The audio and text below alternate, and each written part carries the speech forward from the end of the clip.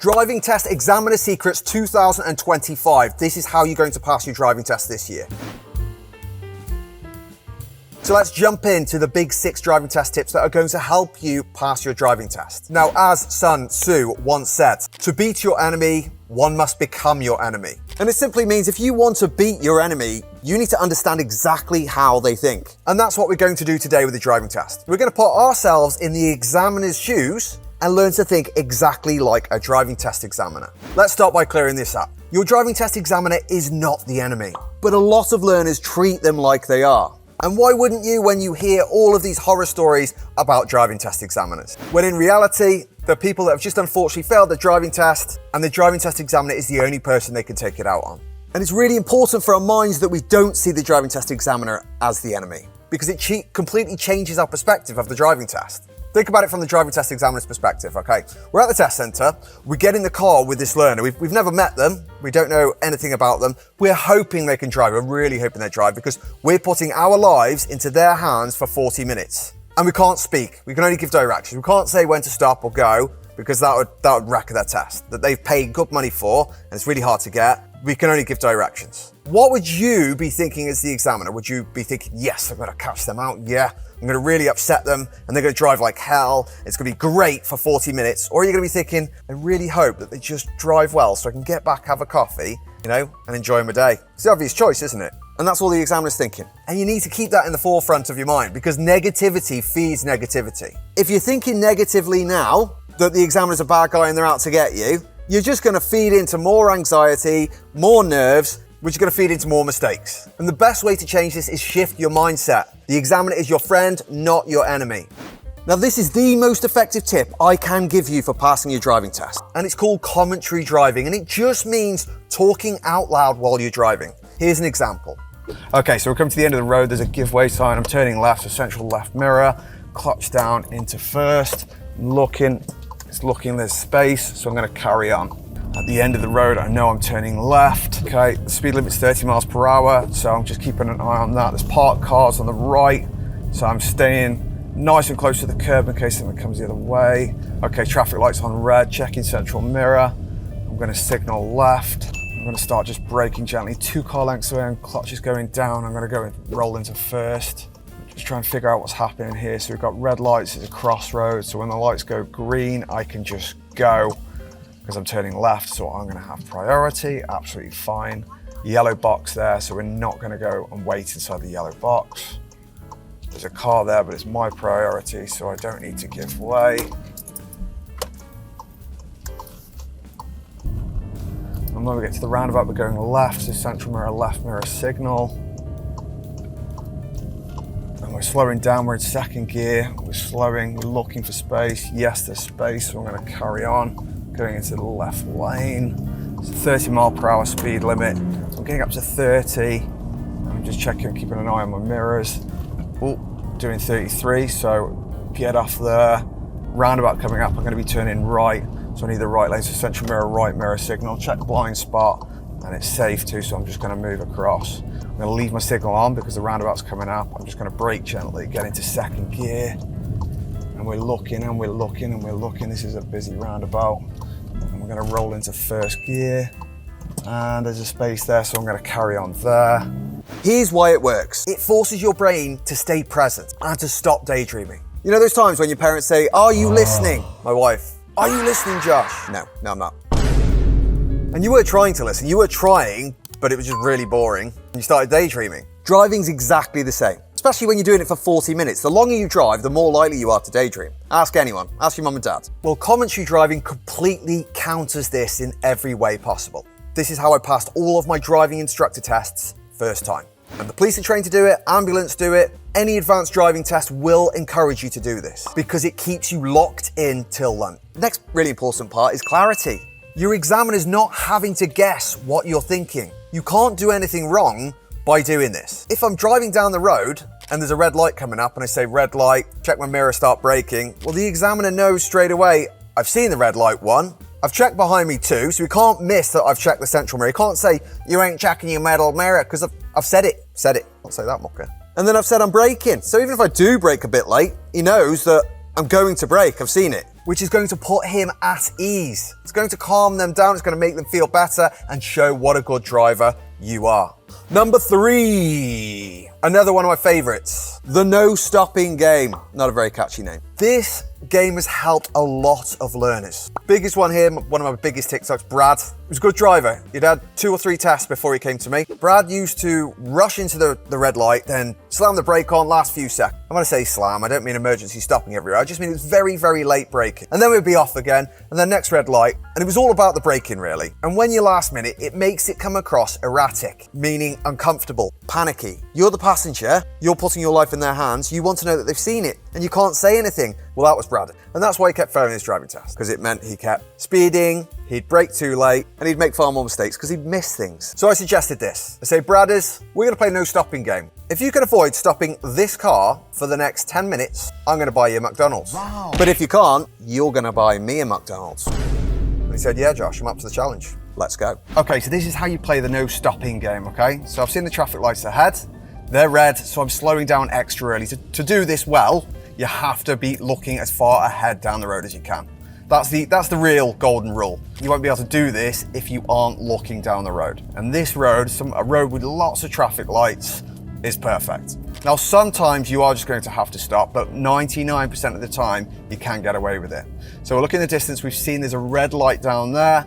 Now this is a 40 road, because there's a red light, I'm gonna start slowing down really early, because I'm not slowing anyone down because they're gonna have to stop anyway. So I'm just slowing down nice and early. I'm in second gear, approaching really gently, hoping these lights are gonna change so I don't have to stop. Yes, they're changing. I'm not accelerating yet because it's gonna take a little bit of time for these cars to get moving. And it's very busy, which is absolutely perfect for this game. Again, you've seen another red light in the distance. I'm not accelerating because there's nowhere to go. So I'm slowing down even more. I'm at 10 miles an hour, clutch is going into first. Slowing down more, and I'm down to 5, 4, 3, 2, 1. Lights are going green, I'm at 1 mile per hour, so I haven't stopped, so I haven't failed mission no stopping.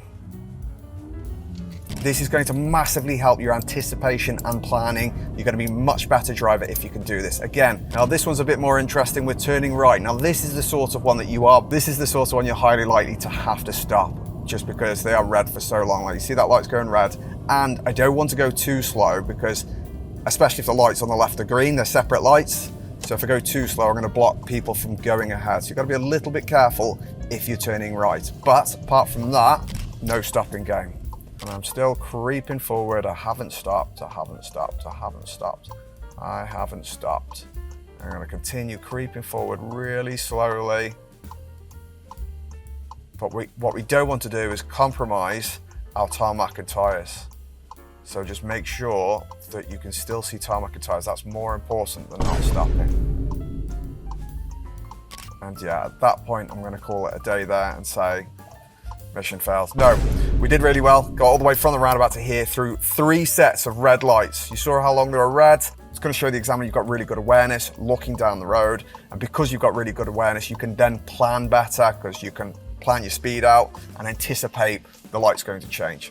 It's going to make you a far better driver. Think about how this looks to the examiner next to you when they can see that the red light's in the distance and you're coming off the gas. They can feel straight away when you're accelerating or when you're off the gas covering the brake. How is that going to look to them? How much safer are they going to feel? I know how much safer I feel, and it's a lot. And the safer the examiner feels, the higher your chances of passing your driving test. And remember, the examiner isn't watching you like a hawk at all times. They're actually just looking for patterns. It doesn't matter if you make the odd mistake. It's when you create the patterns that they're going to have an issue. For instance, if you stall the car, oh dear, most situations, not a problem. Great, restart the car, off you go, we all do that. If you stall the car 3, 4 times, well, you're giving them a pattern there. What would you be thinking if someone was driving the car and they stalled 3 or 4 times? 1, I'd be looking behind me like, oh, guy in the blue car's not over the moon sitting there. 2, I'd be thinking, this guy doesn't have great clutch control here. He might need a little bit more time before driving off on his own. Part 4, speed limits. Stop trying to guess the speed limit. If you use this one technique, you will always know what the speed limit is, and your chances of passing will skyrocket. Here's how you figure out the speed limit without seeing a sign. Street lights equal 30 miles per hour. No street lights equals national speed limit. 60 miles per hour on a single carriageway, so single road, 70 miles per hour on a dual carriageway, meaning dual road, 2 roads, solid barrier in the middle, motorway, etc. Now, if it's a 30 or a 60 mile per hour road, most of these style of road will only show one sign at the beginning of that zone. Now, this zone could include 6, 7, 8, 20 roads all linked together, but only one sign at the very beginning, which means as you enter that 30 mile per hour zone, you won't see another 30 mile per hour sign anywhere, but you have to somehow know that it is a 30 mile per hour road. Now let's have a quick look at an example. Now you're on a road, you're unsure if it's a 30, 40 or 50 mile per hour road. Looks like it could be any. You assume 30 miles per hour. Then 10 seconds later, you're driving at 30 and you see a 40 mile per hour sign. Oh! Dingbat. That's fine. Maybe you got a minor fault. Who cares? You go on to pass your test. You speed up to 40, you carry on, you pass. Boom, sorted. Example 2. On this road, we're going to assume it's 40 miles per hour. It looks like a 40. Could even be a 50, but we're gonna just guess 40. There's no signs. We start speeding up, about 10 seconds. We get to about 38 miles an hour and boom, examiner pipes up, slow the car down. You're in a 30 zone. End of test. So why do we do this? Because if you go too slow, you will just get a minor fault, provided you don't stay too slow, provided you see the sign eventually, which you will do if it's a 40 or 50. If you go too fast for a second, it's done deal. It's against the law, your test is over. And when I say over the speed limit, I don't mean 1 or 2 miles per hour. They won't love that, but they won't fail you for it. But if you get to about 4 or 5 miles per hour, then yeah, you're probably gonna fail your test. So it's always better to go too slow than too fast. Now, if it was a 40 or 50 mile per hour road, you would see regular signs all the way down the road, approximately every 10 seconds or so, because they know that people won't know if it's a 40 or 50 road otherwise, so they have to put what they call repeaters all the way down the road. Now with rural roads, and these are even more important because the DVSA are now pushing rural roads onto driving tests. Big time. So you have to know this. And they're a little bit tougher to know than the 30s. So no street lights means it's a national speed limit, which on any rural or country road is going to be 60 miles per hour. Now the first and most important thing here, it's a limit, not a target. If the road doesn't look safe to do 60, don't do 60. If it looks bendy and dangerous, maybe you need to do 20 or 30, sometimes even less. But if it's wide, clear, safe weather conditions, you should be aiming for 50 plus. Let's have a think like an examiner. You're sitting next to the student, you're on a nice open country road, nice and wide. The student's doing 35 miles an hour all the way down. You look in your mirror, you've got a queue of 15 cars behind you. What are you thinking? Ooh, this person's extra cautious. They'd be a really good driver. Or are you thinking, this is a single carriageway road, no one can get past because it's really windy, but the person's going 35 miles an hour, tractors might go faster than this person. They're going to encourage people to overtake when it's dangerous. They need some more practice on country road. I know what I'd be thinking. But then you've got the big issue of how do you identify a faster country road and a slower country road? How do we know the difference? What's the correct speed? So let's have a look. So this is what I would call a slow country road. How can you tell? Well, one, it's got no pavements. It's also got hardly any road markings. The road's very narrow with tall hedges. Very narrow road, barely wide enough for 2 cars. And there's lots of hidden bends, lots of bends you can't see around the corner. This says straight away to me, this is not a national speed limit style road. This is going to be between 20, 30 in certain areas, all the way down, until it straightens out at least. Now let's have a look at the second example. Well, this is what I would say is a far faster rural road. Why is it rural? Well, we've still got fields on both sides, but this time we've got pavements, we've got road markings, a line down the center. It's a far wider road, and there's no super sharp bends. All of these things say to me, get your speed up. Just get a move on. And you can normally tell this from other people around you as well. We don't want to use other people as a pure guide, but it does just give you that extra idea. If you are learning to drive, have a look at my online driving course. You can find it just here or in the link below. Helps a lot of people doing their driving test in the UK. Save a lot of money on driving lessons as well, so do have a look at that. If you made it this far in the video, you are already far more prepared than a lot of drivers out there walking into their driving test. If you've got any questions about rural roads or thinking like an examiner, please pop them in the comments. I like to answer all of my comments. Get them in there, and I'll see you all very soon. Good luck with your driving test. Boom.